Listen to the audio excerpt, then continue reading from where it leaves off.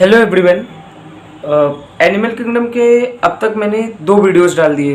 पहले वीडियोस में मैंने जनरल कैरेक्टर बताया आपको, फिर उसके बाद मैंने वो चार्ट बताया जो जनरल चार्ट थे, जिससे हम मतलब वो चार्ट भी देख लिया हमने तो भी फटाफट, तो भी हमारे हमसे क्वेश्चंस होने लगेंगे। फिर उसके बाद मैंने नॉन कोऑर्डिनेट्स में एक एक करके एक एक फाइलम स्टार्ट किया। आज मैंने उस दिन आपको 3 फाइलम बता दिए थे, पॉरीफेरा, सिलेंट्रेटा एंड टिनोफोरा। अगर आपने वो नहीं देखा है तो सबसे पहले आप वो दोनों वीडियोस देखिए। आज हम लोग अगला फाइलम पढ़ेंगे प्लेटीहेलमिंथिस। प्लेटीहेलमिंथिस जो होता है ना, वो फ्लैटवर्म्स होते हैं। फ्लैटवर्म्स, इनकी जो बॉडी होती है वो डॉर्सोवेंट्रली फ्लैटेंड होती है। डॉर्सोवेंट्रली फ्लैटेंड मतलब पापड़ जैसे होते हैं, जैसे पापड़ नहीं होता एकदम फ्लैट होता है, चाहे आप डॉर्सल साइड देखें या वेंट्रल साइड।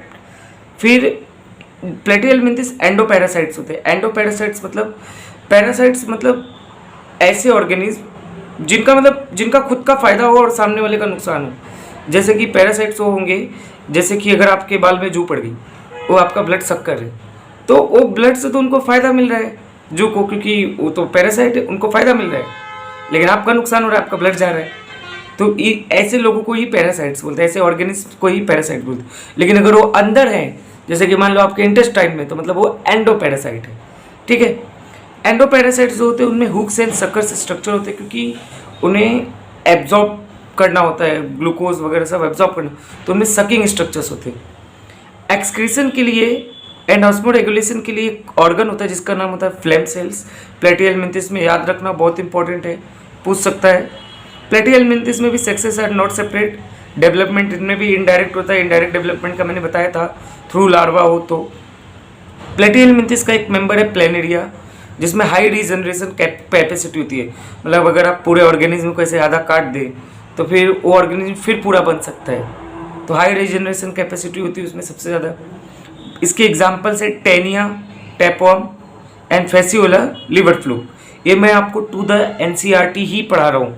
मतलब अगर आपको बोर्ड्स में लिखना है तो आप बोर्ड्स में भी पॉइंट वाइज लिख सकते हैं।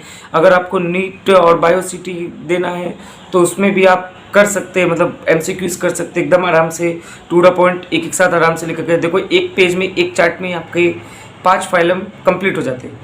नेक्स्ट फाइलम आता है फाइलम एस्केलमिंथिस। इसको हम लोग राउंड वॉर्म भी बोलते हैं, क्योंकि ये सर्कुलर होता है, एकदम सर्कुलर लंबा सा सिलेंड्रिकल होता है, तो इसीलिए इसको राउंड वॉर्म भी बोलते हैं। एलिमेंट्री कैनल कंप्लीट होती है। अब तक मैंने जितने भी फाइलम आपको पढ़ाए, फर्स्ट, सेकंड, थर्ड, फोर्थ, इन सारों में जो एलिमेंट्री कैनल थी उसके नाम पे, मतलब कि सिर्फ एक ब्लाइंड सेक ट्यूब थी, मतलब आगे से ही ओपनिंग थी। लेकिन एस्केलमिंथिस में कंप्लीट एलिमेंट्री कैनल, मतलब आगे एंड पीछे दोनों से ओपनिंग है, with well developed muscular pharynx.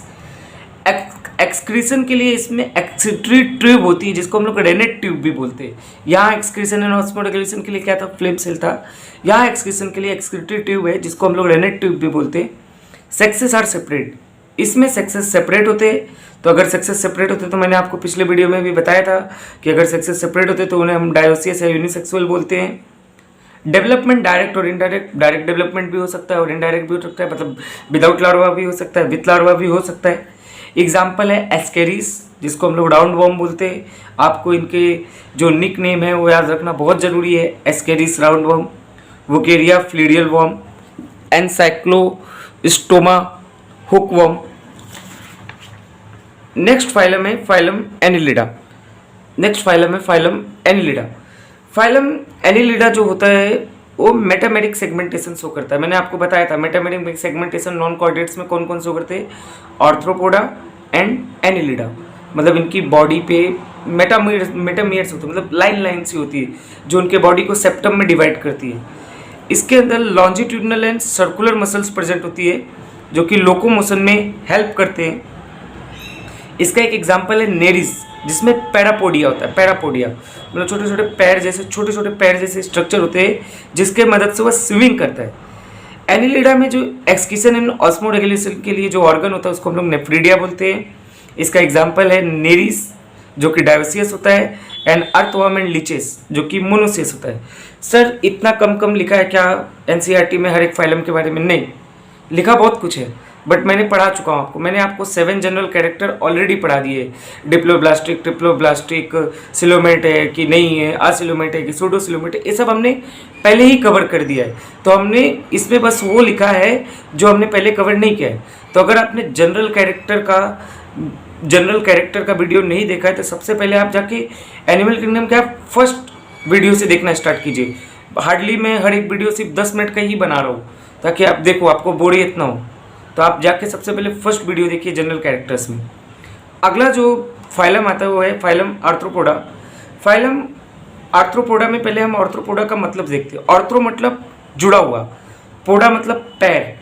तो जिन ऑर्गेनिज्म के पैर जो होते हैं ना वो जुड़े हुए होते हैं उनको हम लोग आर्थ्रोपोडा बोलते हैं। जैसे कि कॉकरोच में 6 पैर होते हैं, बट वो 6 पैर अगर आप देखेंगे ना तो जुड़े हुए होते हैं, मतलब एक ही साइड जॉइंट में जुड़े हुए होते हैं, इसलिए उनको आर्थ्रोपोडा में रखा जाता है।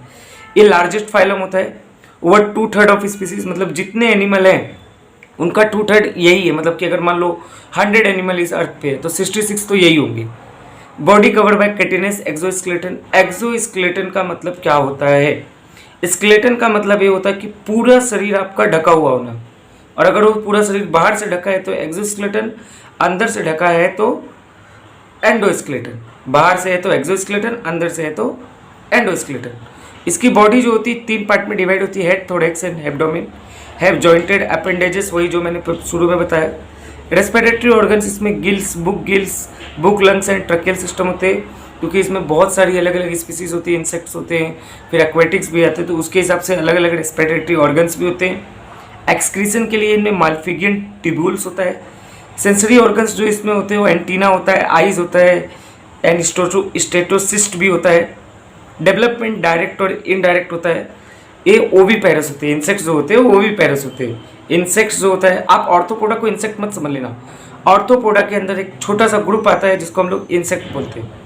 इसके एग्जाम्पल याद रखिए।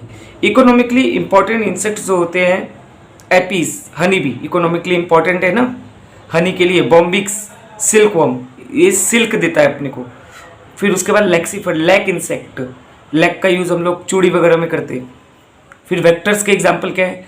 Anopheles, Culex and Aedes. Vector in the sense की जो मॉस्किटोज होते हैं वो वेक्टर होते हैं, मतलब किसी भी ऑर्गेनिज्म को कैरी करते हैं, ठीक। और जो किसी और ऑर्गेनिज्म को कैरी करे उसको हम लोग वेक्टर बोलते हैं, और उसी ऑर्गेनिज्म को होस्ट में डालते हैं, इसी से हम बीमार होते हैं, जैसे कि malaria. Anopheles, Culex and Aedes है, मॉस्किटोज है। ग्रीगेरियस पेस्ट, मतलब बहुत ज़्यादा झुंड में आए, बहुत ज़्यादा हो, उन्हें हम लॉकिस्टा या लॉकिस्ट भी बोलते हैं। लिविंग फॉसिल, ल्यूमिलस किंग क्रैब, तो ये इसके एग्जाम्पल है। आप इसको इसी तरह याद रखना कि इकोनॉमिकली इंपॉर्टेंट इंसेक्ट्स कौन से हैं, इनके ग्रुप में वेक्टर्स कौन कौन से लोग हैं, ग्रीगेरियस पेट्स कौन से हैं, या फिर लिविंग फॉसिल्स कौन कौन हैं, ठीक। फिर हम लोग बाकी के 3 फाइलम जो है वो आगे की वीडियो में आएगा, मोलिस्का, इकाइनोडर्मिटा एंड हेमिकॉर्डिका। फिर इसी के साथ हमारा नॉन कॉर्डेट्स खत्म हो जाएगा, फिर हम कॉर्डेट्स पर फोकस करेंगे। और अगर आपको ऐसी ही और वीडियो चाहिए, मतलब कि फिजिक्स, केमिस्ट्री, बायो में जो भी आपको चैप्टर्स की ज़रूरत हो, आप मुझे कमेंट सेक्शन में बता सकते हो कि ये चैप्टर्स हमें चाहिए, तो उस चैप्टर का मैं पार्ट वाइज उसके वीडियोस डालूंगा। क्योंकि अभी मैंने चैनल स्टार्ट किया है तो अभी तो इतने वीडियोस नहीं है, बट पार्ट वाइज में डालूंगा तो धीरे धीरे हमारी प्लेलिस्ट बनेगी हर एक चैप्टर्स की। तो आप वो कमेंट कर सकते हैं कि आपको कौन सा चैप्टर पढ़ना है। And more tricks, concept and techniques, subscribe my channel career science Yogesh Kumar. Thank you. और एक बात याद रहे, ये जो जितने भी नोट्स है ना, इनका PDF नीचे लिंक पे दिया हुआ रहता है, तो आप जाके PDF डाउनलोड कर सकते हैं और आप ये नोट्स खुद से लिख के नोट्स रख सकते हैं। Thank you.